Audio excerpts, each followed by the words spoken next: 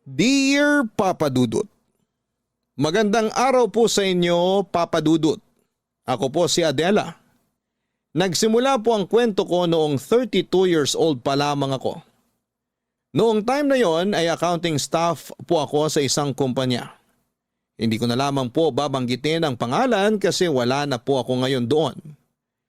Pinalaki po ako ng tatay ko na isang single dad. Iniwan kami ng nanay namin sa kanya noong 5 years old pa lamang ako. 5 kaming magkakapatid at ako ang pangalawa.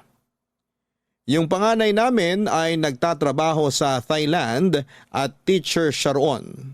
Ako naman ay nakatira noon sa bahay ng stepmom ko na si Tita Des. Kasama ko roon ang mga nakababata ko pang kapatid. May kaya si Tita Des.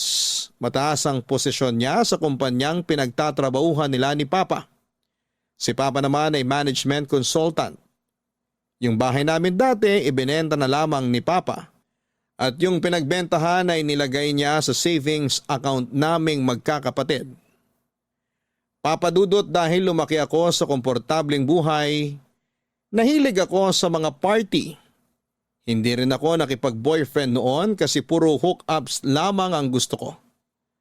Takot ako noon sa commitment at wala rin akong plano na magkaroon ng pamilya pagdating ng araw. Nakakahiyaman pong sabihin pero napaka-wild ko po noon. Nasubukan ko nang makipagtalik sa 2 lalaki at every week ay iba-iba yung mga nakakasama kong lumabas. Alam yon lahat ni Papa pero hinayaan niya lamang ako dahil adult na raw naman ako. At alam ko na raw kung ano ang ginagawa ko. Hindi naman siya nagkukulang sa mga paalala pero sadyang matigas lang ang ulo ko ng time na yon. Matagal-tagal akong hindi nakapag-party at sumama sa iba't ibang lalaki noong naoperahan ako dahil sa appendicitis.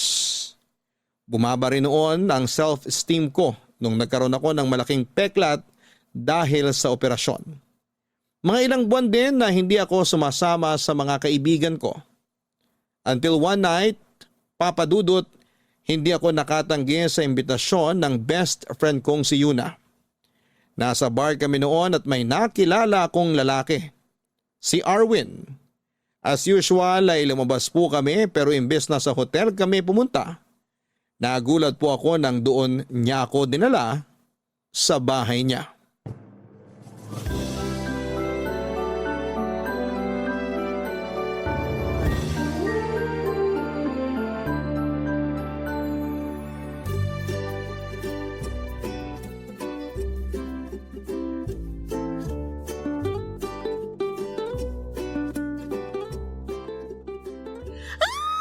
Talaga?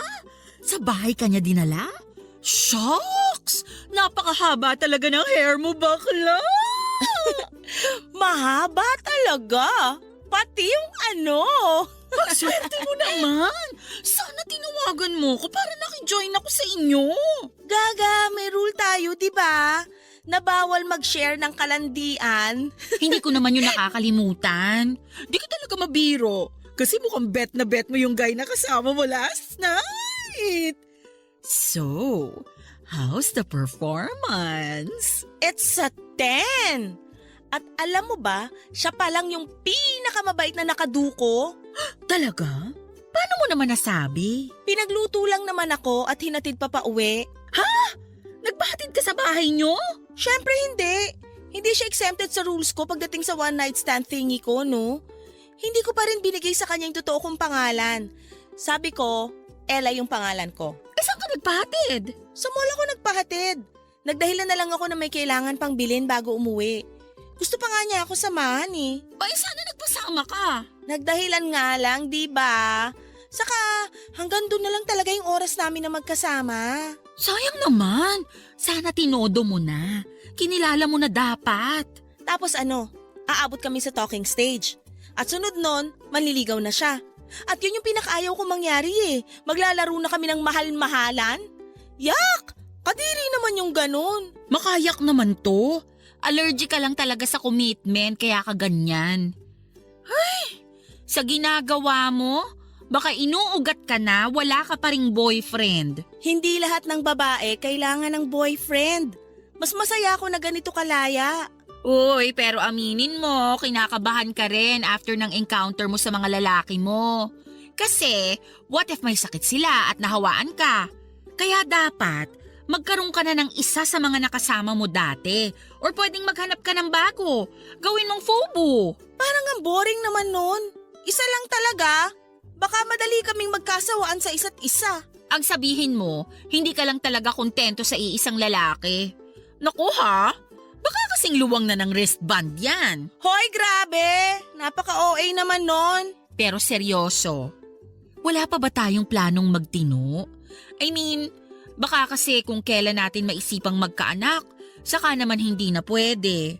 Alam mo naman tayong mga babae, dumarating sa menopausal stage. Ayoko pang magkaanak. Parang hindi pa kasi talaga ako ready sa ganung responsibilidad. Saka alam mo naman yung sweldo ko, sarili ko pa lang yung kayang buhayin. 18,000 monthly, hindi pa pwede sa may anak. Gets naman kita, lalo na dito tayo nakatira sa city. Mas mataas ang cost of living. Kung nasa 30K siguro yung sweldo, carry na. 30K? Paano yung rent at utility bills? Konti lang matitira sa 30K after mag-grocery. Ay, oo na, huwag ka na lang mag-anak. Lumandi ka na lang.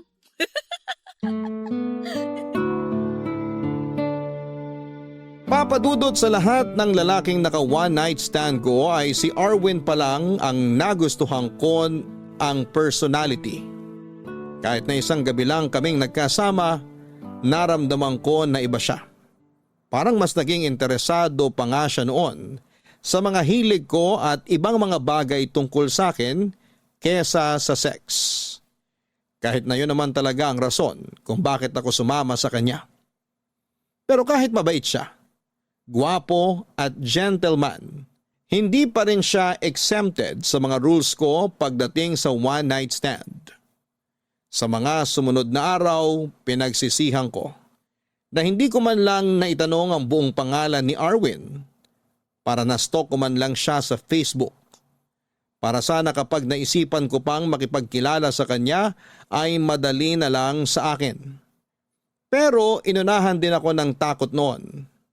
Sa unang tingin ko pa lamang kasi kay Arwin ay para siyang yung lalaki na date to marry. Iba lang yung case namin kasi hindi naman matatawag na date yon. Feeling ko kasi noon ay parang mawawala na yung excitement sa buhay ko kapag committed na ako. Kaya hindi talaga ako sumugal sa isang relasyon. After 2 months, saka ko lang na-realize na si Arwin na pala yung huli kong naka one night stand. Hindi na kasi ako nakakalabas-labas noong nabisi na ako sa trabaho at nagkasakit pa. Kaya nawala na ako ng pagkakataong maglakwat siya. Hanggang isang araw, may napansin sa akin ang kaibigan kong si Yuna, Papadudot. Ang sarap, shucks. Ay, nagsisisi ako na isang cheeseburger lang binili ko. Hoy, ba't ang takaw mo yata ngayon? Para namang first time mong makatikim ng cheeseburger. Nagugutom kasi ko, tsaka natatakam ako dun sa amoy ng patty. Parang gusto ko tuloy umorder nito para sa merienda mamaya. Tapos may kasamang mainit-init na fries na isasawsaw ko sa ice cream. Ay, parang ayoko na magtrabaho. Gusto ko na lang kumain ng kumain. Mas gusto ko yung fries. Di kasi ako mahilig sa burger. Uy, mag-share ka mamaya ah. Uy, ano ka ba? Sa akin lang yun. Kulang pa yun sa akin eh. Bakit ba kasi gutom na gutom ka, girl? Hindi ka ba kumain kanina bago pumasok sa trabaho? Kumain naman. Pero nagugutom talaga ako eh. Kulang yung kinain ko kanina. Grabe ha, naninibago ako sa'yo. Kahit naman ako. Hindi ko nga alam kung bakit bigla akong tumakaw ng ganito. Siguro dahil sa stress sa work natin. Hindi na kasi tayo nakakapagwalwal. Inom kaya tayo mamaya? Sige, tara. Pero konti lang ha. May pasok pa tayo bukas. Joke lang. Ayokong uminom ng bitin. Sa weekend na lang. Okay, sabi mo eh. Wala rin naman ako sa mood uminom. Parang mas gusto ko matulog mamaya pag uwi ko. Wow! Ikaw ba talaga yan? Parang ibang Adela ata ang kaharap ko. Sana lang hindi ka sinasapian ng mabuting kaluluwa. Para kang tanga dyan, kung ano-ano sinasabi mo. Kasi nga nakakagulat na ayaw mong lumabas. Nasanay kasi ako sa Adela na mahilig pumarty. At saka alam mo na. Tapos isipin mo, 2 buwan ka ng ganyan. Kaya nahihiwagaan na talaga ako sa'yo. Wag mo na lang kasi kung pansinin. Kahit tumataba ka na. Ha? Uy, hindi ako nagbibiro ha. Nagkakalaman ka na talaga. Tignan mo yung pisngi mo. Oh, pati ang braso mo. Yung totoo, kailan yung huling beses na nanalamin ka? Kasi sa pagkakaalam ko, sa ating dalawa, ikaw yung masyadong self-conscious. My gosh! Oo nga! Hindi pwede to. Kailangan ko magpapayat. Mag-gym ka. Jim, paano sobrang busy natin? Girl, may weekend naman. Ayoko. Sa bahay na lang ako mag-workout.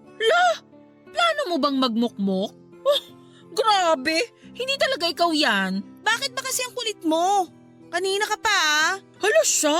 Napikon ka na dun sa sinabi ko? Nakakainis ka kasi. Kung napapangitan ka sa akin, diretsuhin mo na lang. Uy girl, hindi na ba uso ang joke sa'yo? Ganito rin naman tayo dati ha. Bakit parang bigla kang naging sensitive dyan? Babalik na ako sa table ko. Wala na akong gana kumain. Tsusera ka? Naubos mo na nga eh. Hoy! Parang tanga naman to. Sorry na. Sorry kung na-offend kita sa mga nasabi ko. Hindi ko talaga alam na ma-offend ka ron. Nasanay lang kasi ako sa biruan natin. Kaya pasensya ka na. Sige na, hayaan na natin yon. Pero gusto ko na talaga bumalik sa table ko. O sige. Basta okay tayo ha. Oo naman. Pasensya ka na rin. Nadala lang ako ng inis ko kanina. Papa Dudut, hindi ko alam kung bakit gano'n na lamang ang inasal ko sa kaibigan kong si Yuna. Hindi naman ako gano'n ka-sensitive noon sa kahit ano pang sinasabi niya.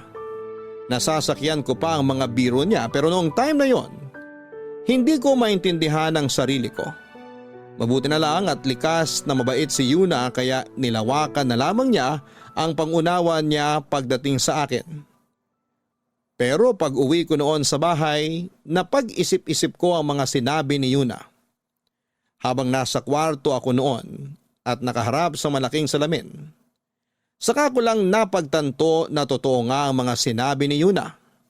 Tumataba na ako, pinisil-pisil ko ang braso ko na ayaw kong tumaba noon. Pero sa pagkakataong yun ay wala na akong magawa dahil nandun na yon. Medyo nagkaka-double chin na rin ako, kaya inatake na naman ako ng insecurities ko sa sarili ko dahil sa pagbabagong yon ang katawan ko. Pwede naman ako mag-gym o kaya ay maglaan ng oras para mag-workout araw-araw. Pwede rin akong mag-diet pero ewan ko ba Papa Dudut. Wala akong ka-interes na gawin yon. Na-insecure ako sa itsura ko pero nawalan din ako ng gana sa mga ginagawa ko noon para ma-maintain ang magandang katawan. At sa pag-iisip ko po noon, bigla na lang akong namutla nang may isa pa akong napagtanto, Papa Dudut. Grabe ang kaba ko. Nang ma-realize kong 2 buwan na pala akong hindi dinadatnan, Papa Dudut. Papa Dudut, anemic ako at aware din ako na meron akong PCOS. Nalaman ko yon noong nagpa-check up ako bago pa man maoperahan dahil sa appendicitis. Kaya normal na sa akin ang ma-delay ang period ko. Isa pa ay nagpipills din ako pero after ng operasyon ay hindi na ako nakapag-take noon. Isa pa Papa Dudut nang maalala ko kung gaano kami kapusok ni Arwin. Nang gabing may nangyari sa amin ay bigla akong na-paranoid. Hindi ko kasi maalala kung gumamit ba siya ng proteksyon o hindi noong time na yon. Inis na inis ako sa sarili ko dahil hindi ko nagawang maging responsable sa huling beses na lumandi ako. Alam ko na dapat ang gagawin ko pero dahil sa sweetness at kabutihang ipinakita noon sa akin ni Arwin ay parang nalunod na lamang ako sa presensya niya. Parang nawala na lang noon lahat ng mga bagay na inaalala ko. At narealize ko lang na nangyari pala yon sa akin kung kailan ilang buwan na mula nang may mangyari sa amin. Posibleng buntis ako, Papa Dudut. Kaya naman nagpiti ako kaagad ng araw na yon at hindi ako makapaniwala sa naging resulta. Namutla ako nang makita ang 2 pulang linya sa pregnancy test na hawak ko. Ilang beses ko pang inulit yon. Pero iisa lang ang naging resulta. Hanggang sa naisip ko nang kumonsulta sa isang OB. Wala muna akong pinagsabihan noon dahil hindi ako handa sa magiging reaksyon ng pamilya ko at ng kaibigan ko, Papa Dudut.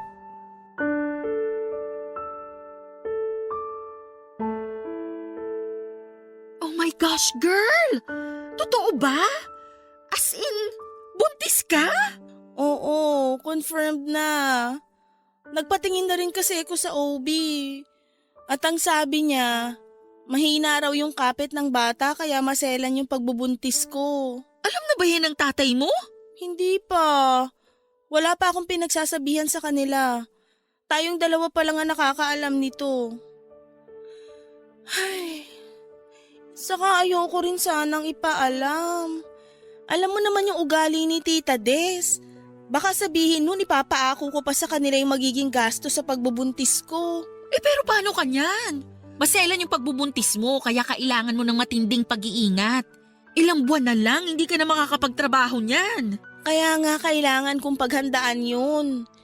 Hindi na muna ako masyadong gagastos ngayon para makapagtabi ako ng pera. Pero girl, hindi magtatagal, lalaki na rin yung tiyan mo at malalaman din ng tatay mo na buntis ka. Hindi nila malalaman. Paano? Aalis ako sa bahay ni Tita Des. Maghahanap na lang muna ako ng murang paupahan. Ano? Seryoso ka ba? Mas lalo kang mahihirapan nun. Gagastos ka sa renta tapos mag-isa ka pa. Kailangan mo ng kasama. Kakayanin ko to ng mag-isa. Kasalanan ko naman to kasi hindi ako nag-ingat. Nako ha, alanganin talaga ako sa desisyon mo na yan. Ay, natatakot din naman ako. First time kong magbuntis. Hindi ko pa gustong magkaanak pero wala naman akong balak na palaglag tong bata. Malaking kasalanan yun. Diyan naman ako proud sa'yo. Kasi kahit malandi ka, matino kang mag-isip pagdating sa bata. Gaga ka talaga. Pero, kakailanganin ko yung tulong mo ha. Sure, sabihan mo lang ako kung anong magagawa ko for you. Andito lang ako lagi. Basta, ninang na ako agad ng anak mo ha. Oo naman. Kung gusto mo maging second mom ka pa niya eh. Ay, gusto ko yan! Nga pala, kung kailangan mo ng murang paupahan, matutulungan kita dyan. Talaga? Oo, may paupahan yung tita ko. Pwede ko siyang kausapin para i-reserve yung bakanteng kwarto ron. Bahay yun ha, marami kang kasama ron. Pero all girls naman, kaya wala kang dapat alalahanin. Sige, sabihan mo ko kung magkano yung rent para mapaghandaan ko. May laman pa naman yung savings account ko kaya may magagamit pa ako kung sakali. Pero mas maganda kung kakausapin mo muna yung tatay mo. Para hindi siya mabigla na aalis ka ng bahay ng tita Des mo. Kakausapin ko naman talaga siya. Pero hindi pa lang talaga pwedeng sabihin yung dahilan kung bakit ako lilipat. Basta kapag kailangan mo ng tulong, huwag kang mahihiyang magsabi sa akin. Kahit sa pera pa yun, basta meron ako, pahihiramin kita. Thank you ha. Sobrang supportive mo talaga sa akin. Sana ganyan ka pa rin hanggang sa makapanganak ako. Kahit hanggang sa lumaki na yung anak mo, andito pa rin ako. Best friends nga, di ba? Iiyak na ba ako? Uy, gaga.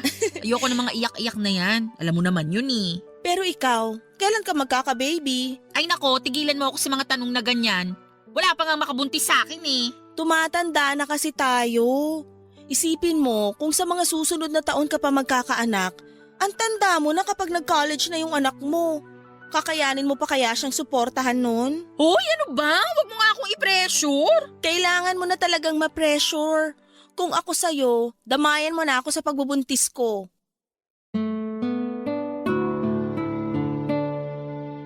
Papadudot sa tulong ni Yuna ay nagawa kong makalipat sa isang maliit na kwarto sa pinapaupahang bahay ng tita niya.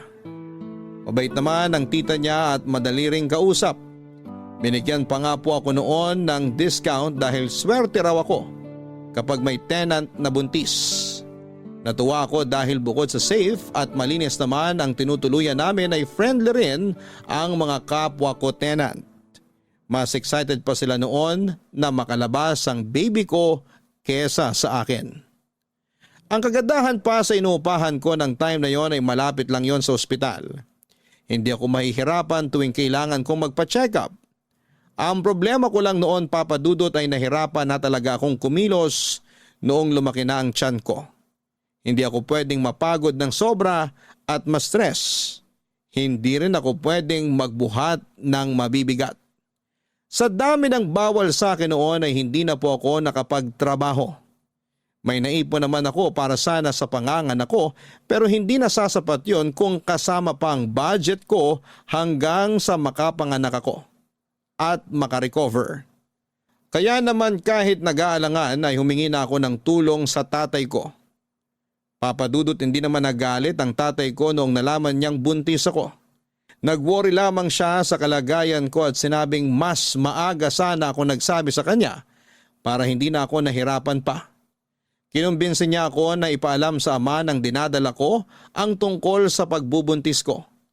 Pero hindi ko naman po masabi sa kanya na hindi ako sigurado kung si Erwin ang ama ng ipinagbubuntis ko. Lalo na't hindi ko naman talaga lubusang kilala ang lalaking yon. Pero sa kabila ng lahat ay sinagot ni Papa ang mga gastusin sa pagbubuntis ko. Wala na rin akong nagawa noong pinabalik niya ako sa bahay ni Tita Des dahil kailangan ko raw ng mas komportableng matutuluyan.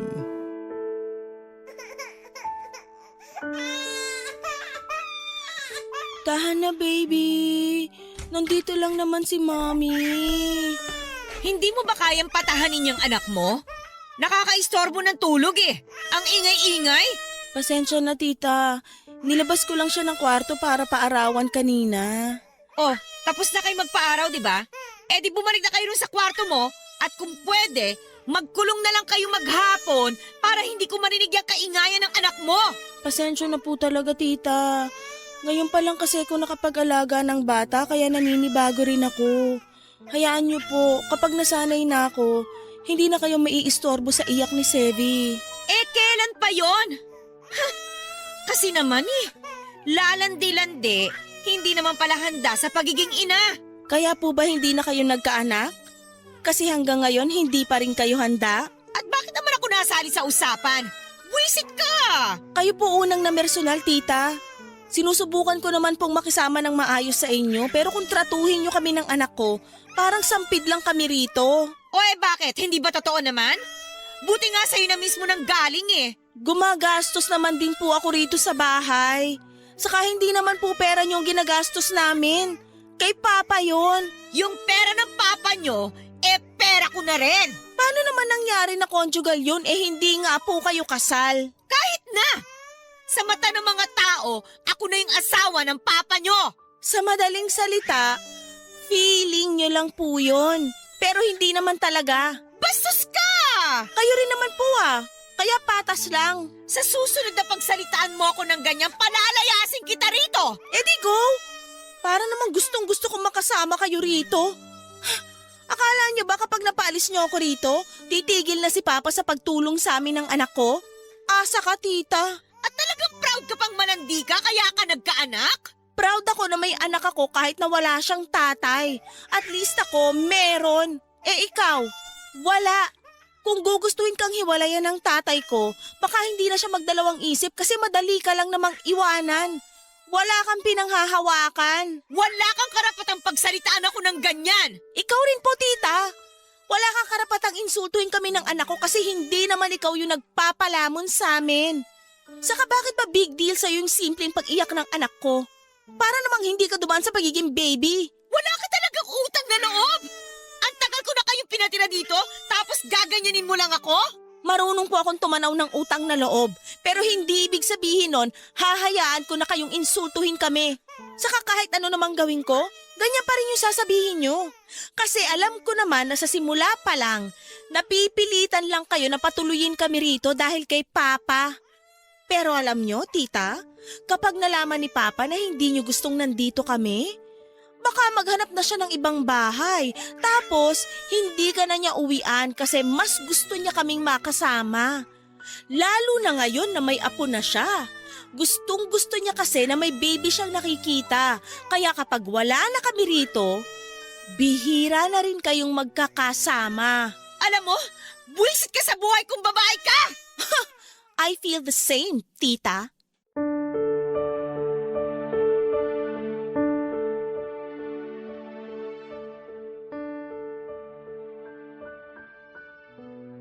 Papa Dudut, pinalaki ako ng tatay ko na palaban at hindi basta-bastang nagpapatapak sa kahit na sino. Kaya naman hindi ko na napigilan ang sarili kong patulan si tita sa ginawa niya.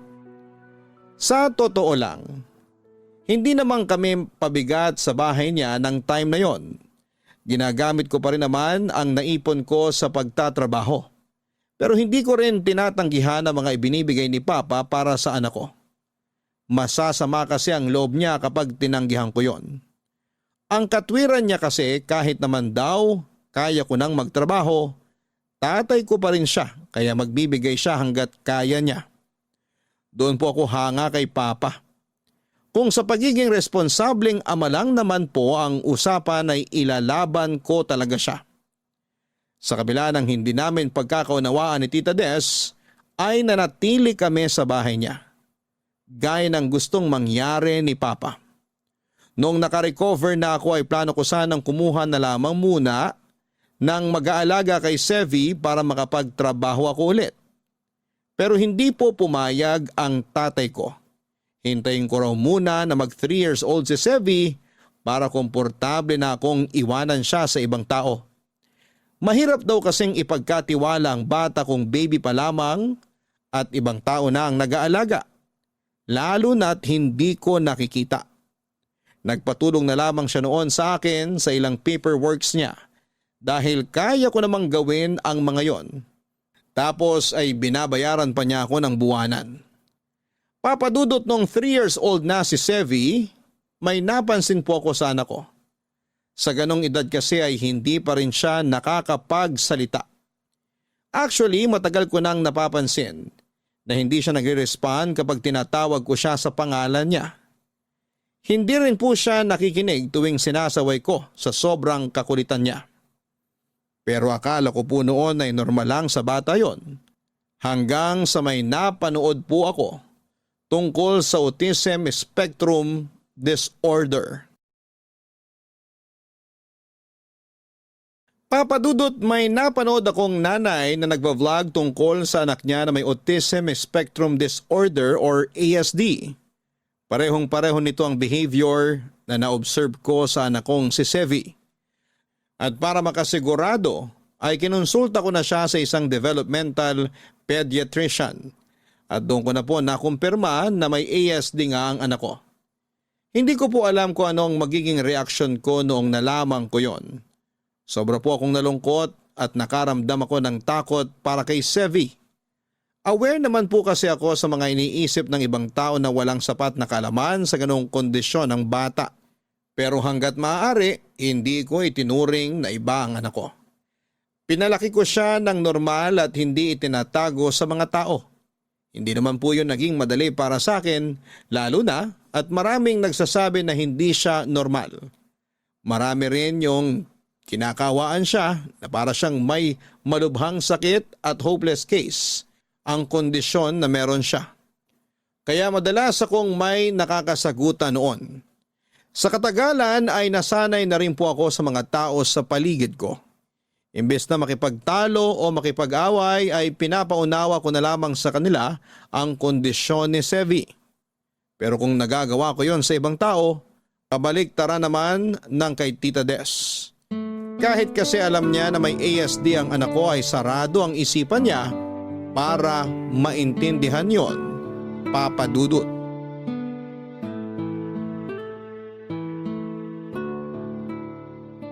Ay, salamat. Nakatulog din si Sevi.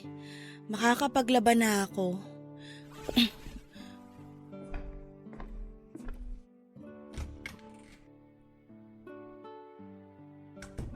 Oh, nandyan ka na pala. Kanina pa ba kayo nakauwi? Kani-kanina lang po, tita. Ay nako, dapat kasi hindi mo na inilalabas yan si Sevi. The more na na-expose yan sa ibang tao, the more na nabubuli yan. Tita, na-appreciate ko naman po yung concern nyo. Pero alam ko naman po yung ginagawa ko. Sinasanay ko siya para mamuhay kagaya ng ibang bata. Hindi ko naman siya pwedeng ikulong na lang dito sa bahay at itago para protektahan. Hindi po ganun yun. O edi ikaw na yung marunong. Sana all. Palabas-labas lang, pasyal-pasyal. Kung makagastos, akala mo naman may trabaho. Tita, please. Nagsisimula na naman po kayo. Matagal na ako nagsimula. Papunta na nga tayo sa ending eh. Anong ibig niyong sabihin? Kasi, ako na mismo magsasuggest sa tatay mo na paalisin na kayo rito. Masyado na kasi kayo masakit sa mata. Pumapangit yung umaga ko kapag nakikita ko kayo. Di pumikit ka. Hindi mo na ako madadala dyan sa pamimiloso po mo, no? Maghintay ka lang. Mapapaalis ko na rin kayo rito. Ganon? Di good luck po, tita. Wait ko yan, promise. Alam mo, bakit kaya hindi mo hanapin yung tatay ng anak mo? Mamalay mo, panagutan ka kahit malaki na si Sevi. Tsaka sa kondisyon niya, mukhang kailangan niya talaga ng tatay eh. Kaya ko naman palakihin si Sebi nang ako lang yung magulang niya. Kaya mo nga, pero yung kondisyon ng anak mo, kaya mo pa bang i-handle? Ay, sayang si Sevi. Ang pogi pa namang bata. Ano? Paano naman siyang naging sayang? Kasi kulang-kulang yung anak mo eh. Kailangan pa bang sabihin yun para maintindihan mo, Adela? Paglaki niya, baka walang magkagusto dyan. Hindi kasi siya normal eh. At sa tingin nyo, normal kayo sa lagay na yan? Ang kitid ng utak nyo. Pinaliwanag ko na sa inyo yung kondisyon ng anak ko, pero anong magagawa ko kung sadyang mahina kayong umintindi? Kahit anong paliwanag pa ang gawin mo, hindi pa rin mababago no na hindi normal yung anak mo. Kaya alam mo ko ako sa'yo, ilayo mo siya sa akin at sa ibang tao para hindi siya masaktan. Doon kayo! Far away! Okay na sana kung nagmamalasakit lang talaga kayo eh. Pero matagal nang malinaw sa akin yung motibo nyo, kaya tigil-tigilan nyo ako, tita. Yun nangyari sa anak mo, alam mo sa tingin ko, karma mo yun.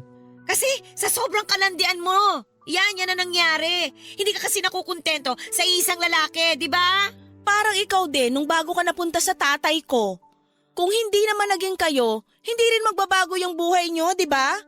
Saka yung sinasabi mong karma, para lang yun sa mga kagaya nyo. Wala naman akong niloko at sinirang relasyon sa ginawa ko noon. Isa pa, hindi ko tinuturing na malas sa buhay ko si Sevi. Kahit dumating siya sa panahong hindi pa ako handa, minahal ko siya ng buong buo bilang anak ko. Blessing nga siya sa akin eh. Nagbago yung pananaw ko sa buhay nang dahil sa kanya. Kayo, kaya siguro hindi pa nagbabago yung pananaw nyo kasi hindi nyo nga naman naranasan maging ina. Papadudot yun na ang huling beses na nagkasagutan kami ni Tita Des. Umalis kami sa bahay niya hindi dahil sa pinapalayas niya kami, kundi dahil gusto kong palakihin ang anak ko sa magandang environment at hindi sa may kabahay kaming ganon kasamaang ugali. Hindi kasi ako nakakapagpigil tuwing harap-harapan niyang iniinsulto ang anak ko. Ayaw ko naman na lumaki ang anak kong naririnig palagi ang pagtatalo namin ni Tita Des. Ayaw sana ni Papa na umalis kami pero ipinaliwanag ko sa kanya ang sitwasyon namin ni Tita Des para maintindihan niya ang desisyon kong yon. Dahil wala pa naman akong trabaho, nang hiram na lamang muna ako kay Papa ng gagamiting panimula. Nangako ako sa kanya na babayaran yon paunti-unti kapag nagkaroon na ako ng trabaho. May narekomenda sa akin si Yuna sa Makati. Nakahanap siya roon ng 1-bedroom apartment. Dahil sa sitwasyon ng anak ko, naghanap na lamang ako ng home-based jobs hanggang sa matanggap ako bilang virtual bookkeeper. Hindi man kalakihan ng sweldo ko noong una ay sumasapat naman yon para sa gastusin namin ni Sevi. Kumuha na lamang ako ng taga-alaga niya para may magbabantay sa kanya kapag oras ng trabaho ko. Papadudot bukod sa trabaho ko ay naghanap po ako ng isang side hustle Naging affiliate ako ng isang shopping platform at naisip ko rin pong mag-online selling ng mga ukay pero branded na damit. Wala na po akong naramdamang hiya o kaartihan noon dahil kung hindi ako didiskarte ay walang mangyayari sa amin ni Sevi. Nakakapagod at nakakadrain ang ginagawa ko noon. Hindi ko na naisip na maglakwatsa at hindi na rin po ako nakakabili ng mga bago kong gamit sa kagustuhang makaipon para sa future ng anak ko. Bala ko po kasi siyang i-enroll sa school para sa may kondisyong kagaya niya. May kamahalan lamang yung tuition kasi private pero malaking tulong naman yon sa progress ni Sevi.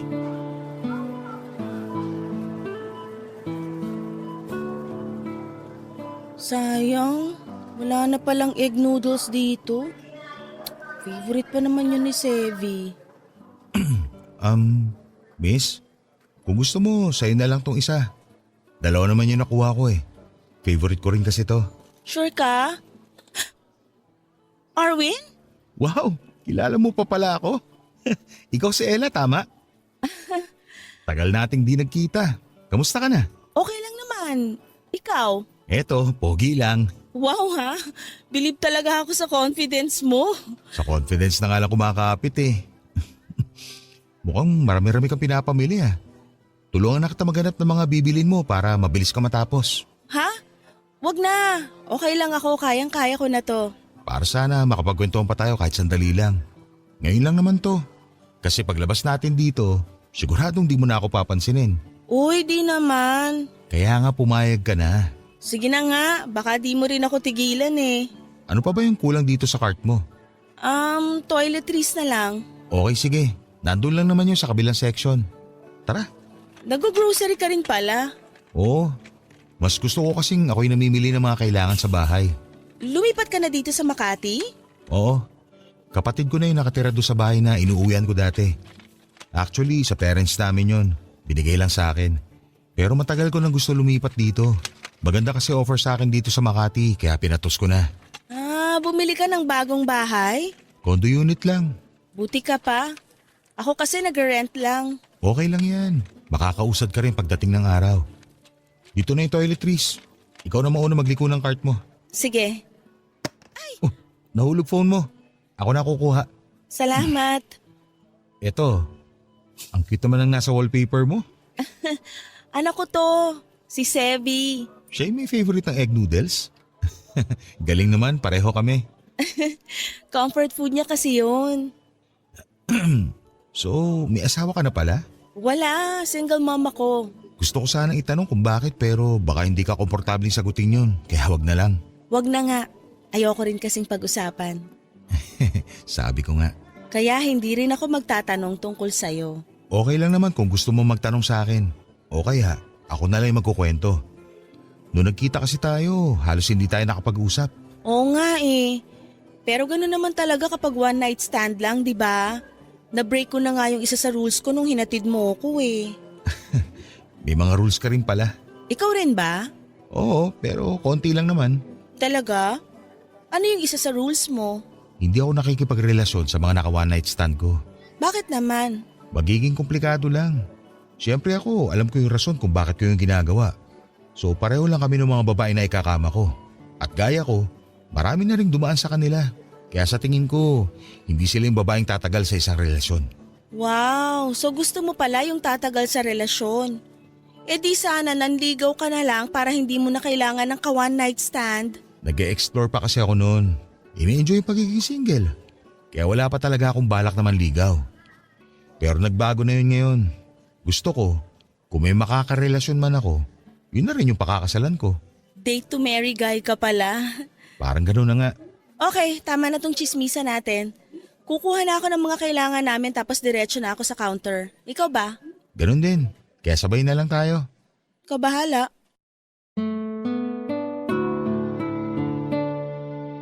Papadudot kahit umiwas ako noon sa usapan tungkol sa ama ni Sevi, ay hindi ko na napigilan ang pagtatanong ni Arwin. Lalo na noong nalaman niya kung ilang taon na ang anak ko. Parang may iba raw kasi siyang nararamdaman noong nakita niya yung wallpaper ko noong time na yon. Naging honest naman ako noong tinanong niya kung may ibang lalaki pa ba akong nakasama matapos yung nangyari sa amin. Sinabi ko na rin na posibleng siya ang ama ni Sevi pero niremind ko rin siya na huwag munang mag-assume hanggat hindi pa napapatunayang mag-ama nga sila. Bago nga po kami naghiwalay noong araw na yon, ay siya na mismo ang kumuha ng contact details ko para magkausap kaming muli. Inad niya ako sa Facebook at nag-message din siya kaagad. After kong i-accept ang friend request niya, sunod-sunod na po ang naging tanong niya tungkol kay Sevi. Walang araw na hindi niya kinukumusta ang anak ko, kahit na hindi pa siya sigurado kung siya nga ang ama nito. Na-touch ako sa ginagawa niya noon. Sinabi ko rin ang kondisyon ni Sevi at tinanggap naman niya yon. Nag-suggest pa nga siya ng magandang eskwelahan para sa bata. Parang mas excited pa nga siya noon kesa sa akin. May pagkakataon na sinusubukan niyang kausapin si Sevi through video call. Pero kahit siya ay hindi rin pinapansin ng anak ko. Gayon pa man ay nakita ko ang pagiging patient niya sa ganong sitwasyon. Lalo na yung pagiging kalmado niya. Bagay na gustong gusto ko sa isang lalaki. Kaya naman tuwing nagme-message si Arwin ay iba na yung excitement na nararamdaman ko. Sa tingin ko nga po noon ay nagugustuhan ko na siya. Papa Dudut. Papa Dudut, sa muli naming pag-uusap ni Arwin ay mas napalagay na ako sa kanya. Kaya naman inamin ko na sa kanya na hindi talaga Ella ang pangalan ko. Natawa pa siya dahil hindi ko naman daw kailangang ilihim ang tunay kong pangalan. Kung ayaw ko na raw makipagkita o makipag-usap ulit ay irerespeto naman daw niya. Hindi namin napag-usapan ang personal naming buhay, kaya hindi ko alam kung may nakarelasyon na siya matapos yung una naming pagkikita. Laging tungkol kay Sevi ang topic namin pero sobrang na-appreciate ko yon. Hanggang isang araw ay bigla naming napag-usapan yung nangyari sa amin. Doon ko lang napagtanto kung bakit parang sigurado na si Arwin na siya ang ama ng anak ko at kung bakit gano'n na lamang siya ka-attach sa bata. Hindi raw pala siya gumamit ng proteksyon. Nakaligtaan na raw niya yon dahil sa kapusukan naming dalawa. Papa Dudut, nahihiya ako tuwing naaalala ko yon. Hindi ko man lang ma-imagine na naging ganun pala ako ka-wild noong wala pa akong anak. Na umabot pa sa puntong nabuntis ako tapos ay hindi ko alam o hindi ako sigurado kung sino ang ama ng pinagbubuntis ko. Hindi ko po alam kung ano ang magiging reaksyon ng mga listeners ng Barangay LS sakaling umere po itong kwento ko. Pero medyo inaasahan ko na rin po na hindi nila magugustuhan yung naging gawain ko noon. Tungkol naman po sa hinala ni Arwin na siya ang ama ni Sevi. Para makasigurado ay hiningi niya ang consent ko para sa sample ng anak ko na kailangan niya para sa isang paternity test.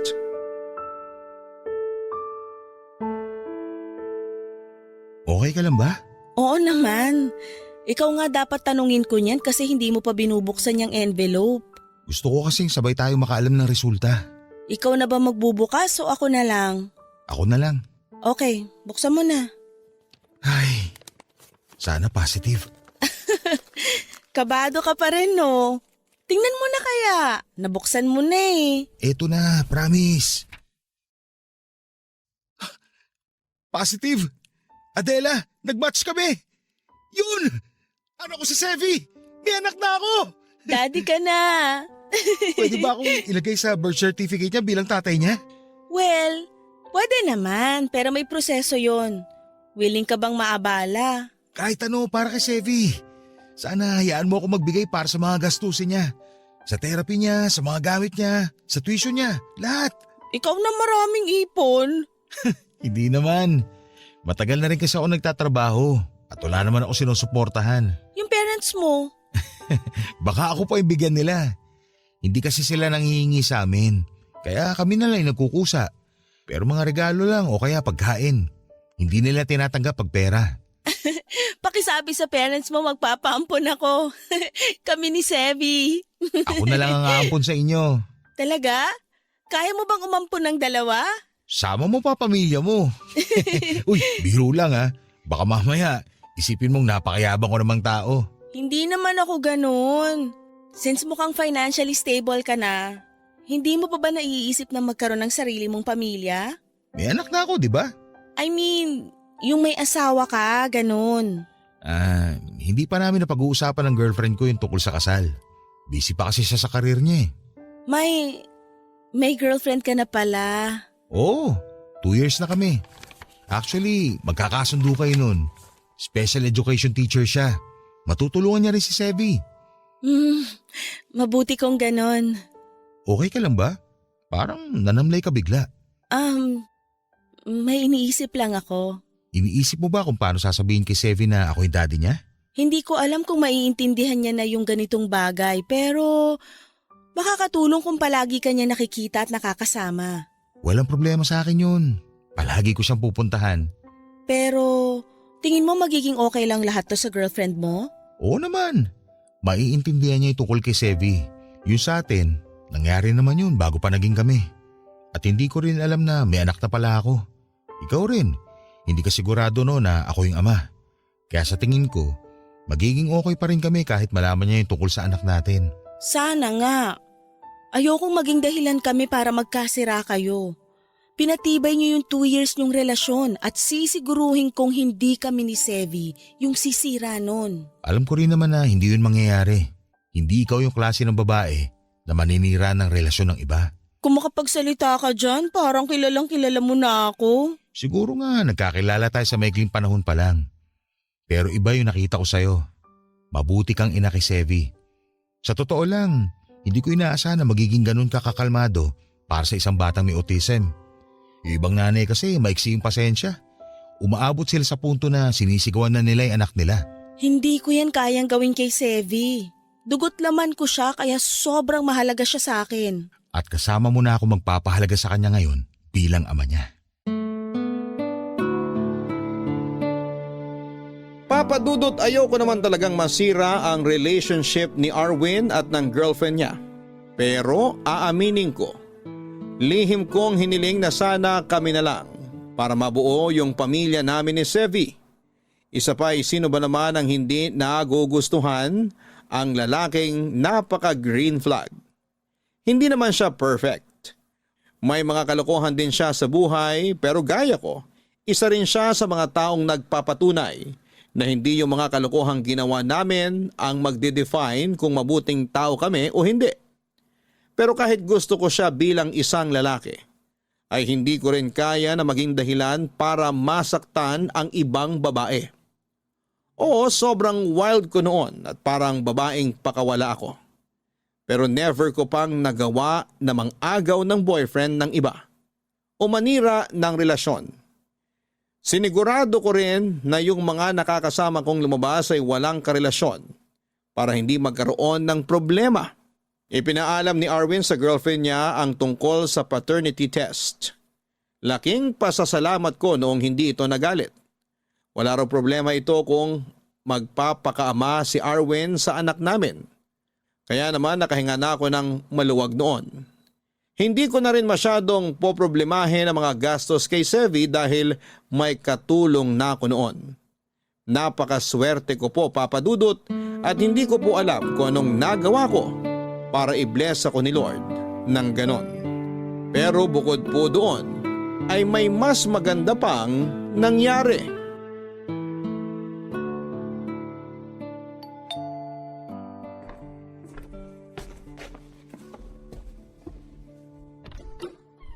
Arwin, ikaw pala.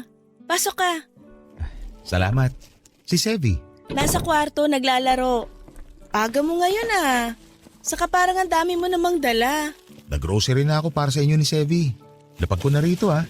Aba, kaya pala nagtatanong ka kung anong mga pagkain yung gusto niya ha. Pero kaya ko namang mag-grocery. Hindi mo na kailangang gawin yan. Masyado ka ng maraming ginagawa para kay Sevi. Hayaan mo na ako. Hindi naman to araw-araw eh. Tuwing pupuntahan ko lang naman siya. Oo na, hindi rin naman kita mapipigilan eh. Oo nga pala. Kaya rin ako nandito para ipagpaalam si Sevi bukas. Para saan? Isasama namin sana siya mamasyal. Kung okay lang sa'yo. Oo naman, okay lang sa akin yun. Bakit naman hindi? Baka kasi may nauna na kayong lakad. Tsaka ayoko naman basta-basta na lang kunin ko dito si Sevi kung kailan ko lang maisipan. Mas maganda kung ipagpapaalam ko muna. Salamat ha. Hayaan mo, hindi kita pagbabawalan na hiramin siya. Pwede mo siyang ipasyal lang kayong dalawa lang o kaya kasama yung girlfriend mo. Walang kaso sa akin yun. Pero sa susunod, kasama ka na. Tayong 4. Para makita ni Sevi na mas malaki na yung pamilya niya. Gusto ko yan. May isa pa nga pala akong ipagpapaalam sa'yo. Ano yun? Nagpaplano na kasi kami ng girlfriend ko na magpakasal eh. Talaga? Magpapakasal na kayo? Oo. Kung papayag ka sana, kukunin naming ring bearer si Sevi. Sure! Okay na okay nga sa akin yun eh. Okay ka lang? Bakit parang naiiyak ka? Masaya kasi ko na may tatay siya na kagaya mo. Yung hindi siya ikakahiya. Hindi ka natatakot na isama siya sa labas, na ipakilala siya sa ibang tao na anak mo siya. Sobrang sarap sa pakiramdam na proud ka na anak mo si Sevi. Sino ba namang hindi magiging proud daddy ng isang batang masarap mahalin? Mahal na mahal ko si Sevi, Adela. Thank you, Arwin. Thank you kasi dumating ka sa buhay namin. Hindi mo lang binigay yung sarili mo sa kanya bilang ama. Binigyan mo rin siya ng malaking pamilya na magmamahal sa kanya. Nabanggit na rin naman yung malaking pamilya. Excited na yung mga magulang ko na makita si Sevi. Pati na rin ikaw. Kaya minsan, imbitahan ko kayo sa bahay. Kaya sana makapunta kayo. Makakatanggi pa ba ako? Pamilya mo na yun eh. Natin, Adela. Yung pamilya ko, pamilya nyo na rin ni Sevi. Basta ha, kapag ako naman yung nag-invite sa inyo para makilala nyo si Papa, bawal din kayong tumanggi. Ipupusta ko mga daliri ko. Walang tatanggi sa pamilya ko, Adela. Siguraduhin mo lang, kasi baka ikasal ka na putol yung mga daliri mo. Saan pa susuot yung wedding ring? Alam mo, siraulo ka rin bumanat eh, no? Hoy, mas malala ka, no? Oo na. O siya, punta ako muna si Sevi sa kwarto. Magkakalat kami, ha? Basta marunong ka rin maglinis, makakalabas ka pa ng buhay rito.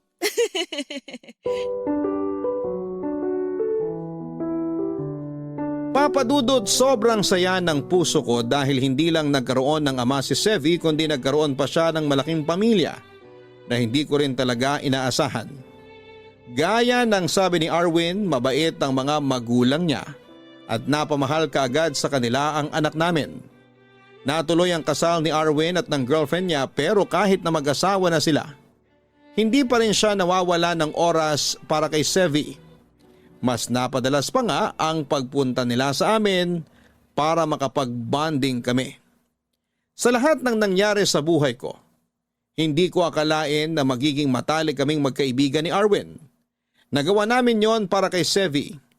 Bilang respeto sa asawa niya ay kinalimutan ko na at pilit na binura ang nararamdaman ko para kay Arwin. Sa katagalan naman ay nagawa ko rin yon. Kaibigan na lang talaga ang tingin ko sa kanya at isang mabuting ama para sa anak ko. Imbis na ikahiya niya si Sevi dahil sa kondisyon ng anak namin ay pinagmamalaki pa niya na may anak siya. Binuksan niya ang isipan ng mga taong hindi pa lubusang nauunawaan ng kondisyon ni Sevi at ng iba pang mga batang may ASD. Sabi nga po ni Arwin, kung isa raw kaming puzzle, si Sevi yung pinakamahalagang puzzle piece na bumuo sa amin. Sa ngayon ay nakalipat na kami ni Sevi sa bagong bili naming bahay. 5 years old na siya at nakapagsasalita na rin sa tulong ng mga therapy niya. Hanggang dito na lamang po ang medyo komplikado pero masayang kwento ng buhay ko at ng aking anak na si Sevi Papadudut. Maraming salamat po sa inyong lahat na nasa likod ng napakagandang programa ninyo sa radyo. Sana po hindi kayo magsawa na magbahagi ng iba't ibang kwento ng totoong buhay para magsilbing inspirasyon sa amin. Malaking bagay po ito para sa amin na minsan ay pinanghihinaan din ng loob. Mabuhay po kayo and God bless. Ang inyong forever kapuso at kabarangay, Adela. Mga kabarangay, huwag nating tingnan ang autism bilang isang limitasyon. Ang mga batang may ganitong kondisyon ay may kanya-kanyang kwento ng lakas at katatagan. Kaya naman hayaan natin sila na ipakita ang kanilang kakayahan at makasabay sa mundong sa kanila rin naman nakalaan. Natatangi ang kanilang kakayahan at talento. Hindi nila kailangang magbago para makibagay sa mundo dahil ang mundo mismo ang kailangang matuto na tanggapin sila at pahalagahan. Malaking tulong ang pagtanggap na ito para sa mga magulang tulad ni Adela at Arwin. Kaya ugaliin nating maging sensitibo sa mga salitang binibitawan natin. Dahil kung meron mang higit na masasaktan, yon ay ang mga magulang na buong pusong tinanggap ang kanilang mga anak. Anuman ang kanilang kondisyon. Hanggang sa muli mga kapuso, ako po si Papa Dudut. Nakasama ninyo sa mga kwento ng pag-ibig, buhay at pag-asa sa nangungunang Barangay Love Stories number 1. Dear Papa Dudut, magandang araw po, itago nyo na lamang po ako sa pangalang Kiel. 31 years old at dati po akong online sex worker na nakatira sa Pasay. Bunso ako sa 4 na magkakapatid. Ang buhay ng pamilya namin ay may ahalintulad ko sa bagyo. Napaka-unpredictable. May mga panahon na para bang nasa alapaap kami na kaya naming bilhin lahat ng bagay na gusto namin. At may mga panahon din na walang-wala kami ni pambili ng itlog na ulam. Ay hirap pa kami, Papa Dudut.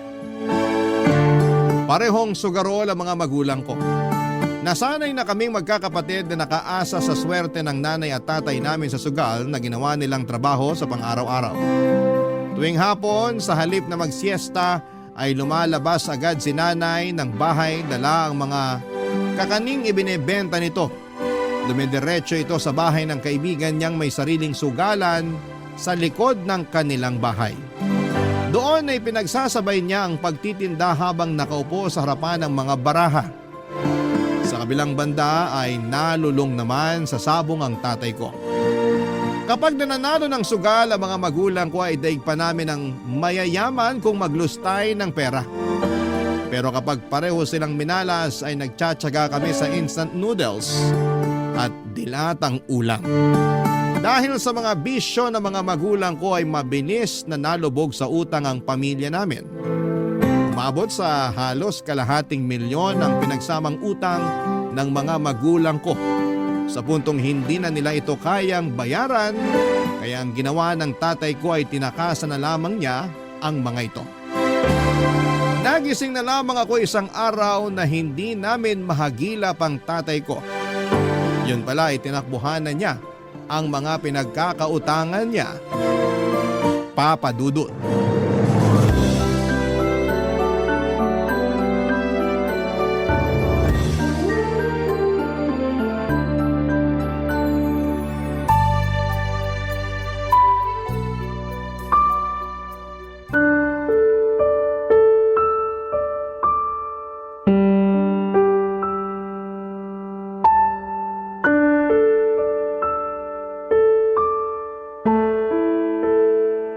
So ano?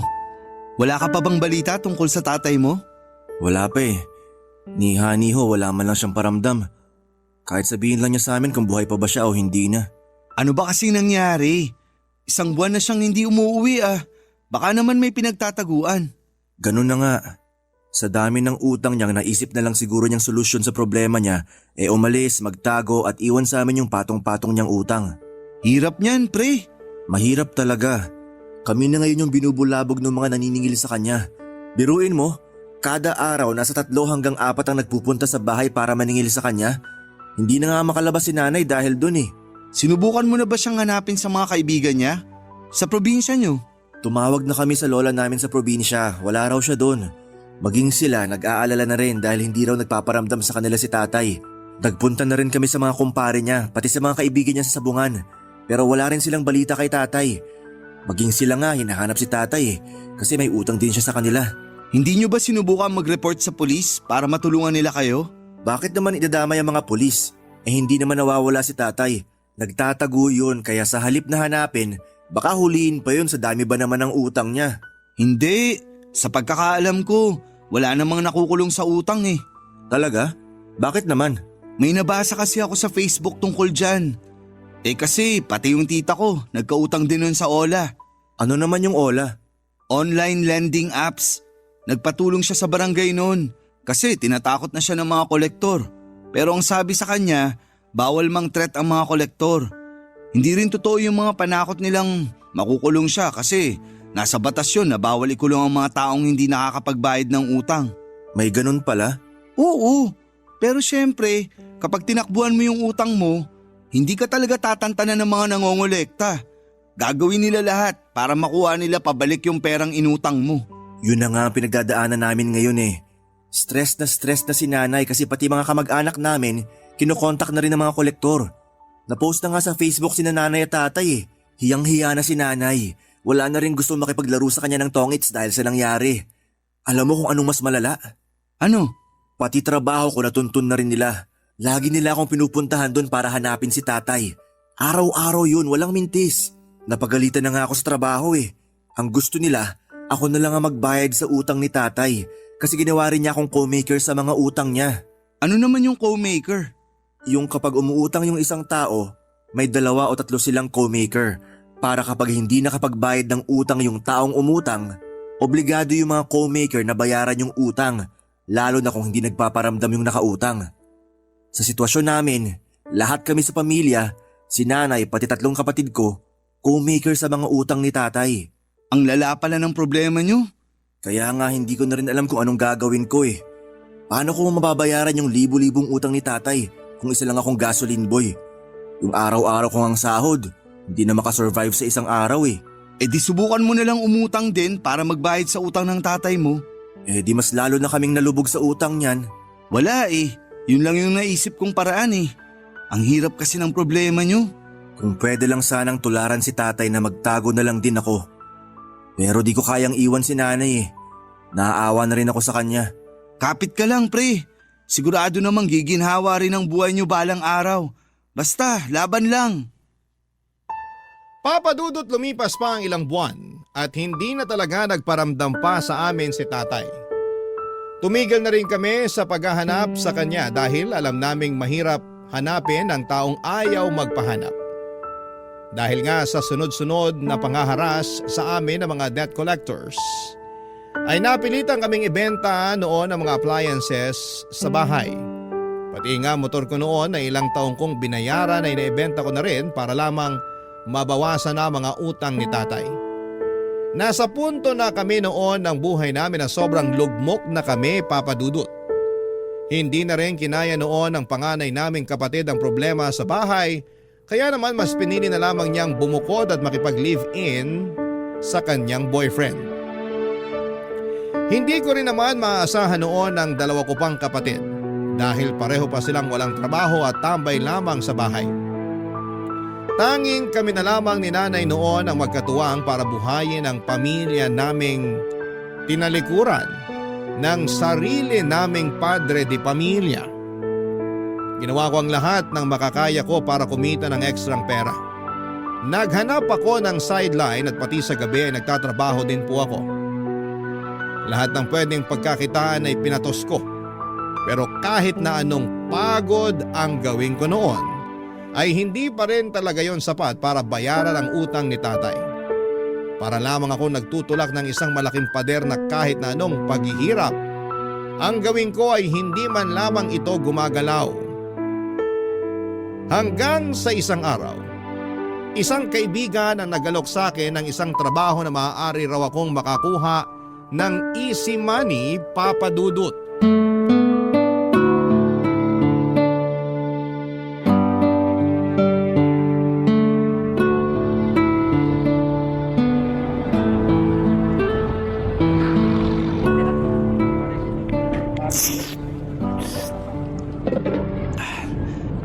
Kakainin mo pa ba yan? Ha? Yang mami mo, uubusin mo pa ba? Kasi kung hindi na, ako na lang uubos. Kunin mo na. Ayun! Salamat! Gutom pa ako eh. Mukhang problemado ka yata dyan ah. Araw-araw naman akong problemado eh. Kung sa bagay nga naman. May tanong ako sa'yo. Oh, ano yun? Kapag may nag-alok ba sa'yo ng easy money, tatanggapin mo? Depende. Anong easy money ba yan? Illegal ba yan? Hindi ko alam. Paano hindi mo alam? Magnanakaw ka ba? Mang-hold up? Kasi krimen yung mga yun. Hindi naman ako mananakit ng tao. Eh ano nga? Mamamakla ka. Maghahanap ka ng sugar mommy. Medyo parang ganon. Sabihin mo na kasi kung anong klaseng easy money yan. Kilala mo si Gabriel, di ba? Oo, yung biglang yumaman ng walang dahilan. Tapos ayaw namang sabihin kung anong trabaho. Sa tingin ko may nag-i-sponsor dun eh. Kaya biglang nagkapera. Tingnan mo, may sarili na nga siyang sasakyan eh. Wala siyang sponsor, kundi nagbebenta siya ng videos online. Video? Anong video naman yung binibenta niya? Vlogger ba siya? Hindi. Gumagawa siya ng malalaswang video, tapos ibinibenta niya sa internet. Ah, oo. Alam ko na yun. Maraming ang ganyan sa internet ngayon. Yun ang trabaho niya? Oo. Yun din ang sinuggest niyang gawin ko kung desperado talaga akong magkapera. Kung video lang naman, wala naman sigurong masama dun. Talaga ba? Nag-aalangan kasi ako eh. Kesa naman magbenta ka ng laman. Magbenta ka na lang din ng video. Kung yun talaga ang makakatulong sa'yo, bakit hindi? Paano ba ginagawa yun? Madali lang. Mag-perform ka lang sa harap ng camera. Tapos kapag gusto nilang panoorin yung buong video, kailangan nilang magbayad. Easy money nga talaga. Magandang lalaki ka naman. Maganda naman katawan mo. Kung gusto mong gawin yun para makatulong sa problema ng pamilya mo, gawin mo. Parang nakakahiya kasi. Pwede mo namang itago yung mukha mo eh, para hindi ka nila makilala. May mga napapanood din akong ganyan, nakatawan lang ang ipinapakita. Yung iba nga, naka-face mask eh. Ano?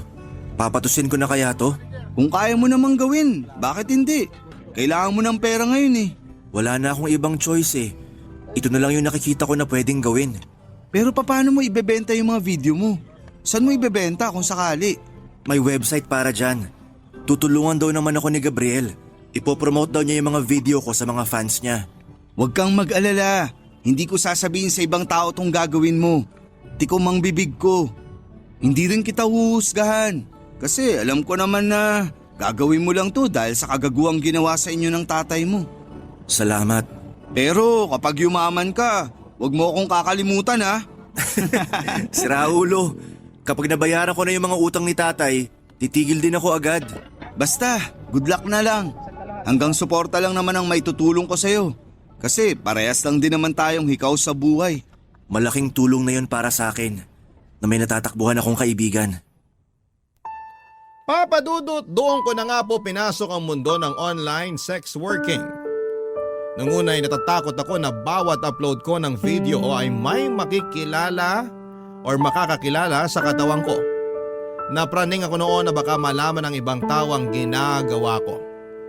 Sa tulong naman ni Gabriel na matagal na sa ganong klase ng kalakaran ay nakahanap ako ng fans sa mga sumunod na buwan. Gamit ang katawan ay binalandra ko ang kabuuan nito sa internet, kapalit ng pera. Ang tawag nila sa ganong klase ng trabaho ay alter, na ngayon ko lamang nalaman na nagmula pala sa salitang alter ego kung saan ay gumagamit ng ibang pagkakakilanlan ng isang tao sa online world para hindi sila makilala sa totoong buhay. Kumbaga, iba ang buhay nila sa realidad at iba rin ang buhay nila online. Noon din ay isang persona ang binuo ko, base na rin sa pantasya ng mga customers ko. Hindi naglaon ay mabilis din ako nakapag-ipon ng parokyano, Papadudot. Hindi nga ako makapaniwala na ganon lang pala kadaling makakuha ng pera sa pamamagitan ng pagbebenta ng adult videos. Cellphone at katawan lang ang naging puhunan ko. Para kong gumagawa noon ng sarili kong TV show kung saan ay buwan-buwan na nagbabayad ang mga fans ko para mag-subscribe at mapanood ang mga video ko na ina-upload ko araw-araw. Papadudot, sa mga sumunod na buwan ay mas nadagdagan pa ang mga nanonood at nagbabayad sa akin hanggang sa unti-unti ko na ring nababayaran ang mga utang ng tatay ko. Okay na ako noon sa paggawa ng mga video. Pero nung nalaman ko ang mga tungkol sa collab ng mga alters ay mas nainganyo pa akong pasukin din ito. Papa Dudut. Barangay Love Stories. Barangay Love Stories. Sa mundong pinasok ko ay marami akong nalaman tungkol sa mga personal na pagnanasa ng iba't ibang mga tao. May mga fans ako na mahilig sa paa. May mga fans naman ako na gustong-gusto akong makitang sumasayaw ng sexy. May mga personalized na videos din akong ginagawa na nagro-roleplay para bigyang buhay ang mga pantasya ng supporters ko. Lahat ng yon ay ginagawa ko sa pangalan ng pera. Hindi naglaon ay mas lumaki pa ang buwan ng kita ko. Pinatos ko na rin kasi noon ang mga indecent proposals na natatanggap ko lalo na sa mga mayayamang parokyano. Dahil doon ay nag-resign ako sa trabaho ko bilang gasoline boy at nag-focus na lamang ako sa paggawa ng mga videos. Noong tanungin ako ni nanay kung saan ko nakukuha ang mga perang ipinambabayad ko sa mga utang ni tatay, ay nagsinungaling na lamang ako na nakahanap ako ng mas magandang trabaho. Hindi na siya nagtanong pa simula noon at hinayaan na lamang niya akong kumita ng pera. Hanggang sa isang gabi ay nakatanggap ako ng isang message sa kapwa ko alter. Nagtatanong siya sa akin kung willing daw ba akong makipag-collab sa kanya. Papa Dudut, ang collab na tinutukoy niya ay ang collaboration o pagsasama ng dalawang individual para gumawa ng isang proyekto. Kumbaga sa mga singer, dalawang mga awit ang magsasama para gumawa ng kanta. Ganon din sa amin ang collab kung saan ay dalawang sikat na alter ang magsasama sa isang video para sa pareho nilang fans. Isa ang pangalan ng alter na nag-message sa akin. Dahil interesado ako sa imbitasyon niyang yon, ay nagplano kaming magkita para pag-usapan ang mangyayaring collab sa pagitan naming dalawa.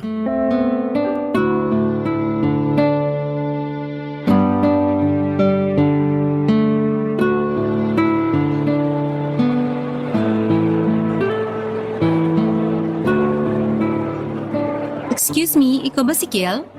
Ikaw lang yung nakasuot ng green na varsity jacket dito eh. Ako nga. Ikaw si Isa? Oo. Matangkad ka pala ha? Sa mga video mo kasi kung hindi ka nakaupo, lagi kang nakahiga. Teka, nakasubscribe ka sa akin? Oo. Na-curious ako sa'yo kasi maraming bumabanggit sa pangalan mo. May papol kasi ako sa channel ko kung sinong alter ang gusto nila makakollab ko. Ikaw yung may maraming boto kaya pinanood ko yung mga video mo. Hanggang solo ka lang pala? Never mo pang natry makipag-collab? Hindi pa eh. Natatakot ako makipagkita sa ibang alter. Tsaka mas safe na rin yung mag-isa lang ako. Mas marami kang makukuhang fans kapag nakipag-collab ka. Mas madidiscover ka ng ibang tao. Ayaw mo ba nun? May mga ilang nag-invite na rin sa akin noon na makipag-collab kaso puro lalaki. Hindi ako pumapatol sa lalaki kaya hinindian ko sila. Ikaw lang ata yung unang babae na nag-message sa akin. Kaya pala nakipagkita ka kahit hindi ka naman nakikipag-collab. So, ibig bang sabihin ito, G ka? Ano ba? Paano bang gagawin natin? Gawin natin kung ano yung gusto mapanood ng fans. Kung ano yung ginagawa ng babae at lalaki sa kama, yun lang yun. Ang kaibahan lang, naka-video tayo. Paano yan? Hindi ako nagpapakita ng mukha eh. Baka makilala kasi ako ng ibang tao. Huwag kang mag-alala, pwede naman nating i-blur yung mukha mo eh. Pwede ka rin magsuot ng mask para masigurado. Wala ka bang ibang pagkakakilanlan? Kung may tattoo ka o balat sa katawan, pwede nating lagyan ng plaster yon kung sakali. Wala naman. Wala akong tattoo at balat. Okay, edi good. Magsuot ka na lang ng mask para hindi ka makilala ng mga tao. Ano, Gina? Paano naman yung hatian kung sakali? Walang hatian. Ipopost mo yung video natin sa channel mo. Ipopost ko rin yung sa akin sa channel ko. Sa iyo yung makukuha mong pera, akin naman yung sa akin. Basta ba tulungan mo ako mag-promote, tutulungan din kita mag-promote. Ganun lang. Ano, payag ka? O sige.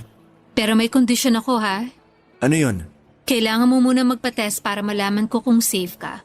Mahirap na. Baka may sakit ka pala na hindi mo alam, mahawaan mo pa ako. Sige, yun lang naman pala eh. Hindi bale, gagamit din naman tayo ng protection kaya safe na safe tayo. So, okay na. Wala nang bawian na. Oo, sigurado na ako. Saan tayo magvi-video? Pwede ba sa inyo? Hindi pwede. Kasama ko mga kapatid at nanay ko sa bahay. Paano ka nakakagawa ng video? Kapag walang tao sa bahay o tuwing madaling araw. Okay. O sige. Sa apartment ko na lang natin gawin yung video. Ikaw na lang ang pumunta doon. Teka, tigasan ka ba? Paranaque. Sisend ko sa yung address ko mamaya. Kailan ka pala available? Anytime pwede naman ako. O sige. Mag-set na lang ako ng schedule. Tapos message na lang kita. Gamitin na lang natin yung equipment ko sa bahay. Ako na rin mag-i-edit para mas maganda yung video. Ikaw ang bahala. Wala ka na bang ibang tanong? Alis na ako. Ayaw mo bang kumain na muna tayo? Next time na lang. Kailangan ko pa mag-prepare. May client ako mamaya. Okay, sige. Kung ganun, wala na. Kita-kits na lang? Okay, sige. Mag-ingat ka. Ikaw din. Papadudot ang aminin ko na unang kita ko pa lamang kay Isa ay na-turn on na kaagad ako sa kanya. Napakaganda niyang babae. Sobrang bango pa. Para siyang bulaklak na masarap pitasin.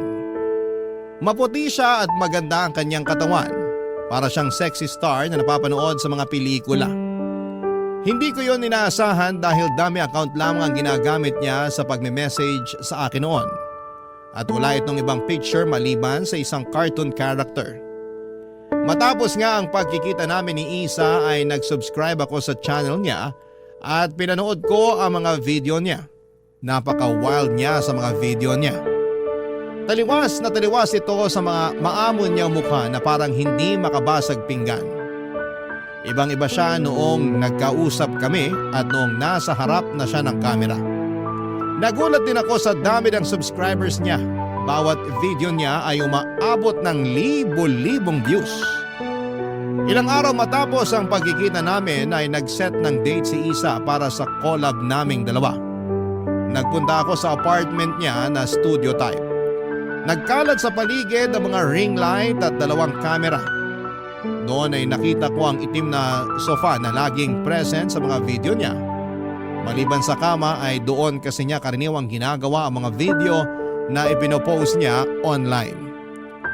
Bago kami gumawa ng video ay nag-live pa noon si Isa kasama ako para i-announce ang upcoming collab naming dalawa sa kanyang mga fans. Noong time na yun ay sobrang dami ng taong nagpapadala sa kanya ng virtual gifts na pwedeng ipamalit sa pera. May mga request din ng fans nila na ginawa namin tulad ng kiss sa harapan ng kamera at kung ano-ano pa. Pagkatapos noon ay saka namin ginawa ang video na umabot ng halos 1 oras.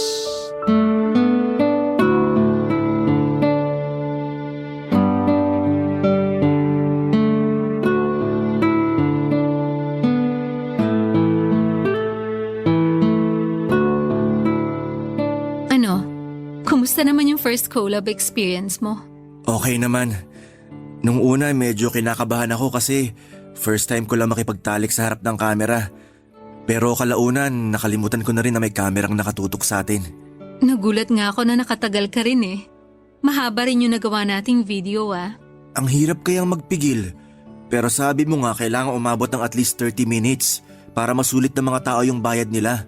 Oo. Sila ang boss natin eh. At kung anong gusto nila mapanood, yun dapat ang i-perform natin. Sorry pala kung sa mukha mo tumama yung… Wala yun. Mas gusto nga nila eh. Alam mo, sa trabaho nating to, gustong gusto ng mga nanonood yung wild.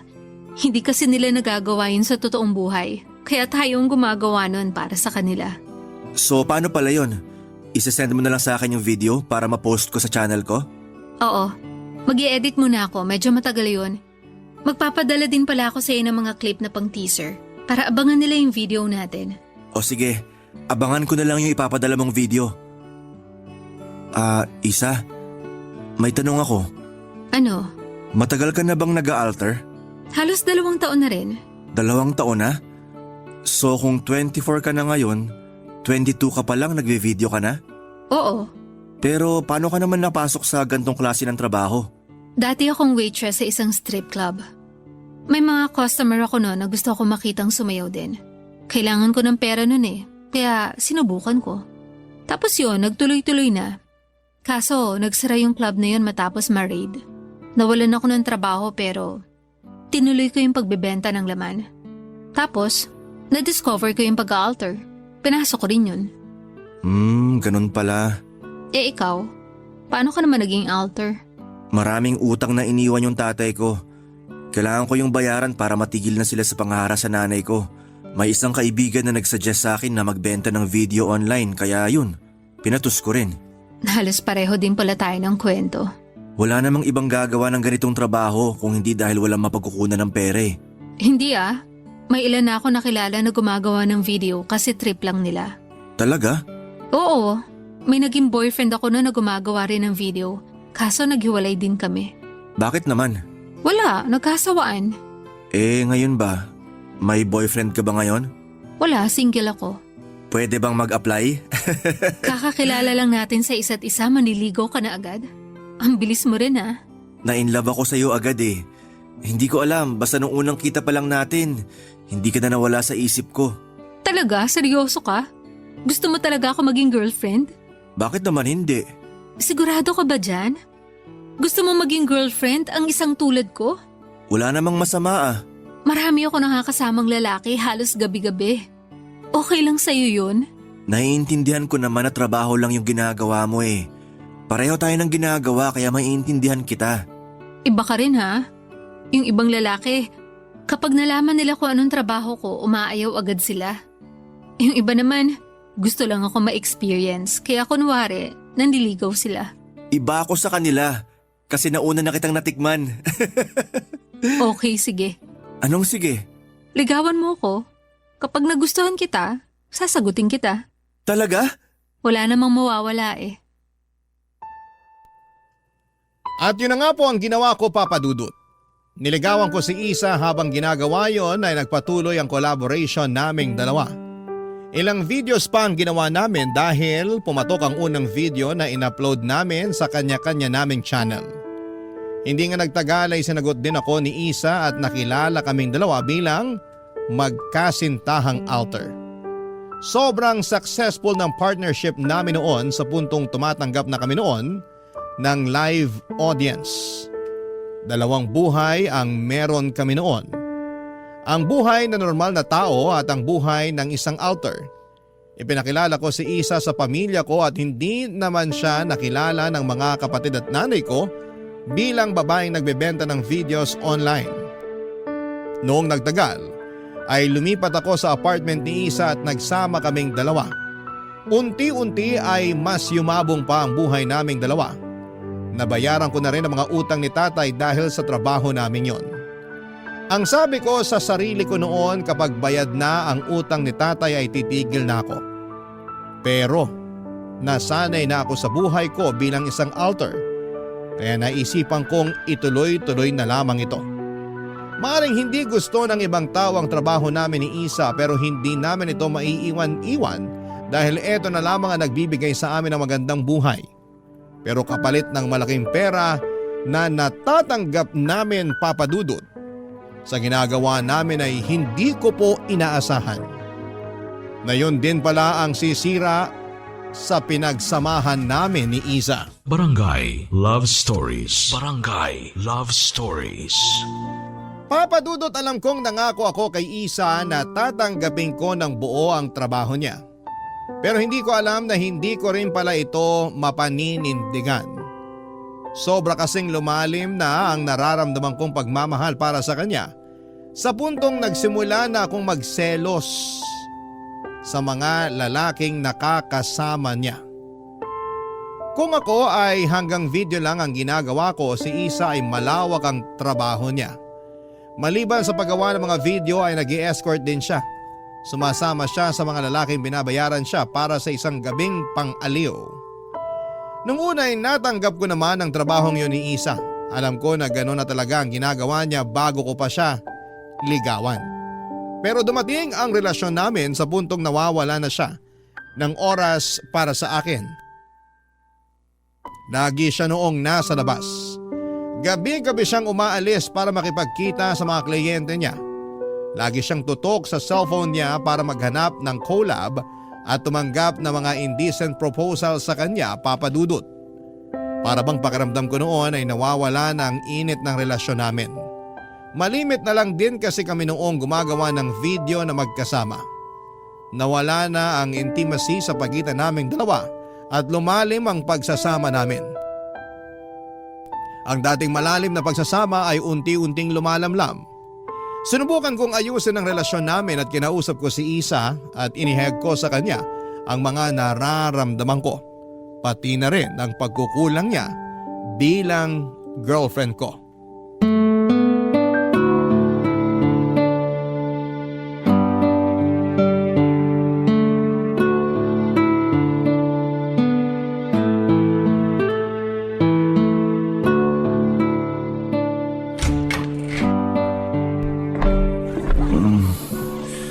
Uuwi mo lang?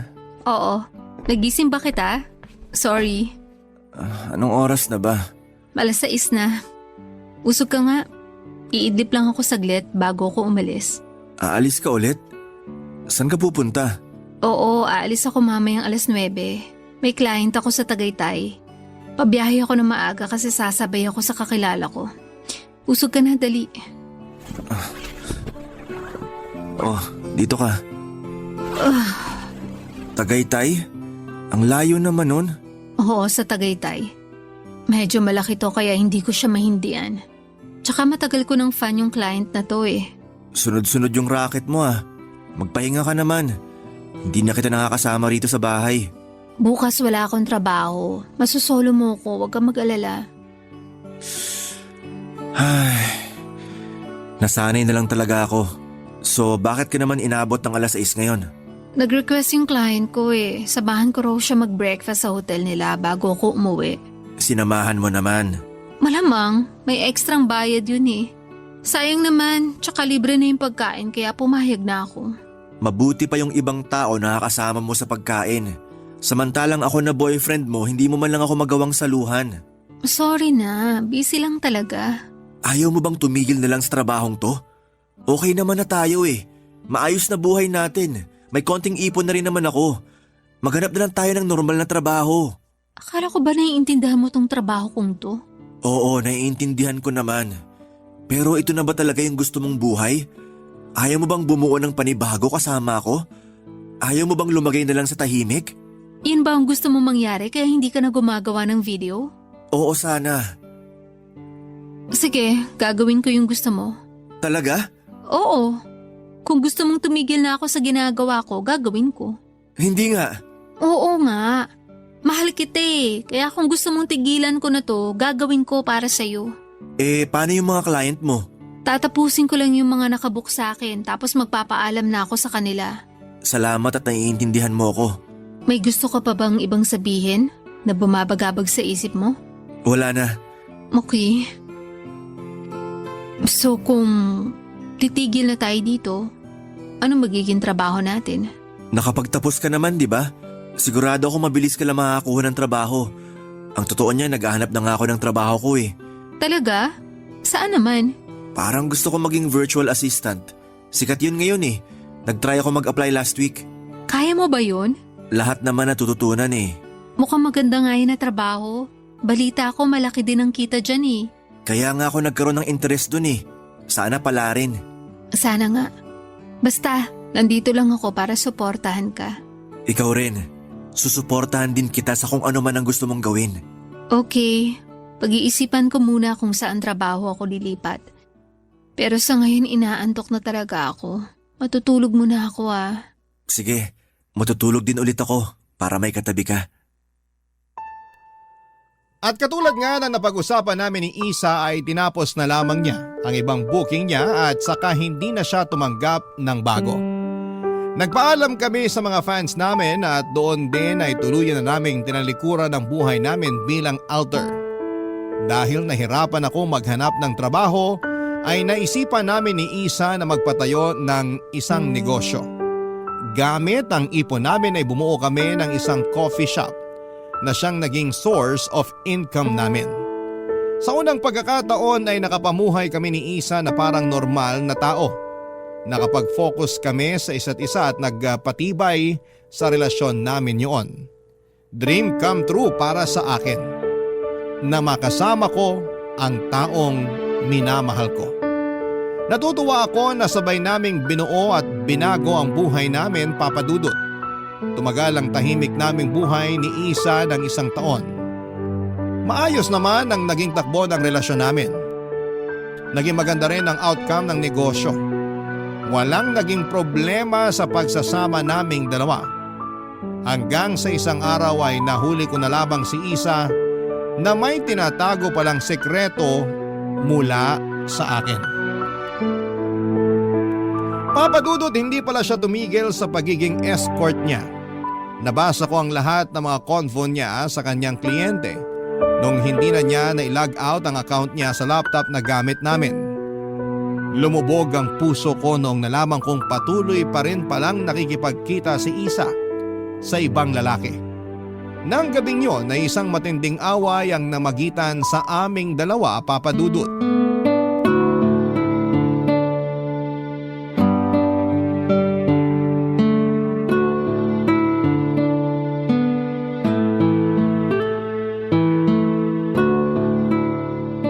Isa, paabot naman ng laptop dyan sa tabi mo. Mag-i-inventory lang ako. Heto. Ay, teka sandali lang. Bakit? Wait lang, may aayusin lang ako dito sa laptop. Amin na, para matapos ko na tong ginagawa ko. Sandali. Ano bang ginagawa mo dyan? Nagla-logout ka sa account mo, no? Ha? Ang sabi ko, yung dummy account mo, nalimutan mo yatang i-logout. Nakita mo? Oo. Nabasa ko rin lahat ng conversation mo nitong nagdaang linggo. Kiel, So hindi ka pa rin talaga tumigil? Nagbebenta ka pa rin ng katawan hanggang ngayon? kailangan natin ng pera eh. Anong kailangan? May negosyo na tayo na pinagkukunan ng pera. Bakit kailangan mo pang magbenta ng laman? Kailangan ba talaga natin ng pera o kailangan mo ng pera? Para sa atin din naman tong ginagawa ko eh. Ha? Paano? Anong paano? Mahal ang renta natin dito sa apartment. Simula nung mag-decide kang lumipat tayo. Mahal din ang renta ng pwesto ng coffee shop natin. Marami akong luho, marami ka ring luho. Sa tingin mo kasya yung sales natin kada buwan na nagmumula sa shop? Hindi! Anong pinagsasabi mo? Pinapalabas mo ba na ikaw ang bumubuhay sa atin, ganon? Na yung pagiging escort mo, yun na nagbabayad sa mga gastusin natin? Totoo naman eh. Eh di sana sinabi mo sa akin na hindi sapat yung coffee shop para sa gastusin natin. Para nakapaghanap ako ng maayos na trabaho. Hindi yung babalik ka na lang sa dati mong gawi. Wala na tayong magagawa, nangyari na. May magagawa pa tayo. Pwede kang tumigil sa ginagawa mo. Isa naman. Akala ko bang okay na tayo? Akala ko ba tapos na tayo sa buhay na yan? Tapos malalaman ko, nakikipagkita ka pa rin pala sa iba't ibang lalaki? Marami akong pangangailangan. At kailangan ko ng pera para matustusan yung mga pangangailangan kong yun. Ibig sabihin ayaw mo talagang tumigil? Ayoko. Magalit ka na kung magalit. Itutuloy ko tong ginagawa ko dahil dito ako nakakakuha ng pera. Tatapatin na kita. Hindi sapat tong buhay natin na to. Hindi ako satisfied sa buhay na binibigay mo, kaya ako na ang gumawa ng paraan. Mas mahalaga yung mga pangangailangan mo kaysa sa relasyon natin? Kaysa sa akin? Oo, yun ang totoo. So kaya mo akong iwan para sa trabaho mong yan? Huwag mo akong papiliin, Kiel. Hindi pwede. Kailangan mong mamili. Ako o yung trabaho mo? Kiel, Isa, ako o yung trabaho mo? Alin ang pipiliin mo? yung trabaho ko.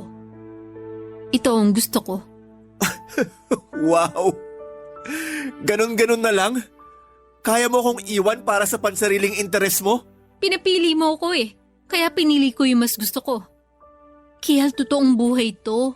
Hindi drama na pwedeng dayain dahil lang mahal natin ang isa't isa. Sorry, pero hindi ko kaya maghirap kung alam kong kaya ko namang i-provide yung mga pangangailangan ko. Ibang klase ka. Paano mo nasasabi itong mga bagay na to? Ikaw ang nagsimula nito kaya wag mo kong sisihin. Isa lang naman ang solusyon sa problema nating to. Para masalba tong relasyon natin, tanggapin mo kung ano ako. Yun lang yun. Hindi. Kung hindi mo kayang magbago para sa akin, para sa relasyon natin, wala nang rason para isalba pa tong pagsasama na to. Kung mas mahalaga ang trabaho mo kaysa sa akin, hindi ko na ipaglalaban to.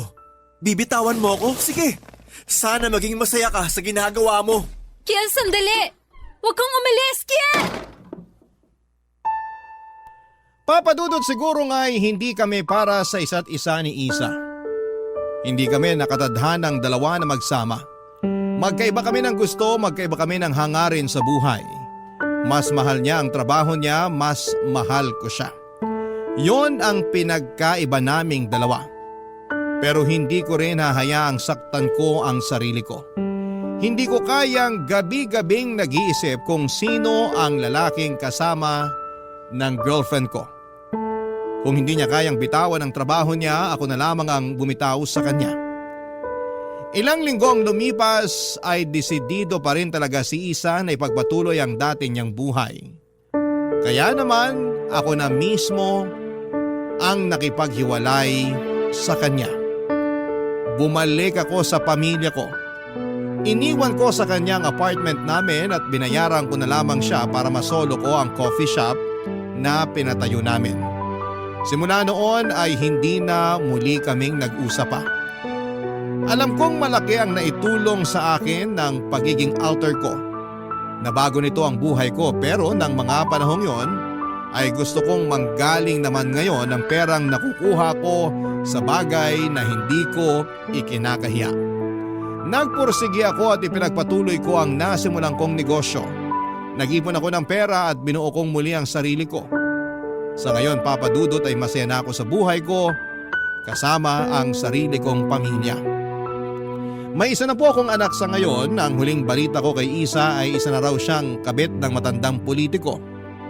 Hindi ko alam kung gaano katotoo ang balitang yon, pero hindi ko na rin po ito masyadong binigyan ng atensyon. Samantala, ang buhay ko bilang alter noon ay tuluyan ko nang ibinaon sa limot. Hanggang ngayon ay nananatiling sekreto ang parte ng buhay kong yon na dadalhin ko na hanggang sa aking kamatayan. Dito na po nagtatapos ang kwento ko. Maraming salamat po sa inyo, Papa Dudut, at sa inyong mga tagapakinig sa inyong programa sa pagpili ng aking sulat. Ang inyong forever kapuso at kabarangay, Kiel.